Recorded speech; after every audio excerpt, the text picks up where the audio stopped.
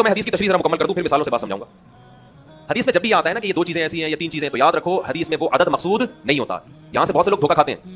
میری ایک اہل حدیث عالم سے بحث ہوئی، وہ ایصال ثواب کے منکر نا، کہ میت کے لیے آپ کوئی نیکی کر کے اس کو ثواب نہیں پہنچا سکتے.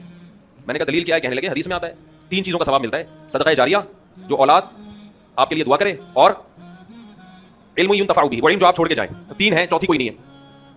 بھائی حدیث میں جب بھی آتا ہے نا یہ 3 کا عدد یا 4 کا عدد، تو اس پر امت کا اجماع ہے کہ اس سے وہ عدد میں محصور نہیں ہوتا. اس کا مطلب ہے کہ یہ 3 تو ہیں، جو بھی اس معنی کی ہوں گی وہ سب اسی میں داخل ہیں. جیسے حدیث میں آتا ہے ایک صحابی نے عرض کیا یا رسول اللہ میں اپنی والدہ کے لیے صدقہ کرنا چاہتا ہوں، کیا ثواب ملے گا؟ آپ نے فرمایا ہاں. اب یہ نہیں کہ صرف صدقے میں ہی انحصار ہے، صدقہ تو ایک نیکی ہے. اس حدیث سے صاف پتہ چلتا ہے کہ نیکی جیسے اپنے لیے کی جاتی ہے، اپنے کسی مرحوم کے لیے بھی کی جاتی ہے، کی جا سکتی ہے. آپ صدقے کے لفظ کو پکڑ کے بیٹھ گئے، صدقہ ہے تو باقی نہیں ہے. صدقے میں کون سی ایسی خاص بات ہے؟ اصل میں تو حدیث میں اصول اور ضابطہ بیان کر دیا جزئیات کے ضمن میں. قرآن و سنت کی عادت ہے کہ جزیہ بیان کر کے لا بیان کیا جاتا ہے. جیسے قرآن کہہ رہا ہے ماں باپ کو اف نہ کرو، تو یہ ایک جزیہ ہے، لیکن اس کے ضمن میں ایک لا بیان کر دیا کہ تکلیف نہ پہنچاؤ، کیونکہ اف کہنا بھی کیا ہے؟ تکلیف ہے. تو بیسک تکلیف پہنچانا ہے. اف کا لفظ یہ اصل مقصد نہیں ہے. اسی وجہ سے ہماری نظر میں جو راجح قول ہے دلیل کے لحاظ سے وہ یہی ہے کہ ایصال ثواب صدقہ کر کے بھی کیا جا سکتا ہے اور کسی بھی نیکی کے ذریعے کیا جا سکتا ہے. یہاں پر پھر ایک اعتراض ہوتا ہے، یہ اعتراض کا جواب دے کے پھر آتا ہوں اصل، کیونکہ پھر لوگ شارٹ کلپ بنا کے آدھی چیز چلاتے ہیں. اعتراض یہ ہوتا ہے کہ صحابہ کرام سے ثابت کیوں نہیں ہے کہ کسی نے قرآن پڑھ کے ثواب پہنچایا ہو.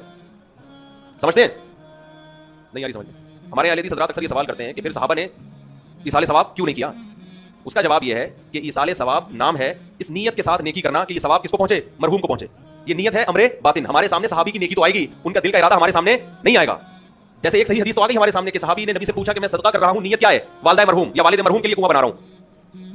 اب باقی جس صحابی نے اپنے کسی مرحوم کے لیے کیا کیا وہ تو ان کے دل کی حالت تھی نا. ہمارے سامنے تو وہ عمل آئے گا، دل کی نیت تھوڑی ہمارے سامنے آئے گی. ہاں اجتماعی سطح پہ کسی نے مرحوم کے لیے کچھ کیا ہوتا وہ پھر چھپنے والا کام نہیں تھا، وہ نقل ہوتا. اور ایسی کوئی حدیث نقل نہیں ہے، اس لیے ہم کہتے ہیں اجتماعی سطح پہ ایصال ثواب ناجائز ہے، بدعت ہے.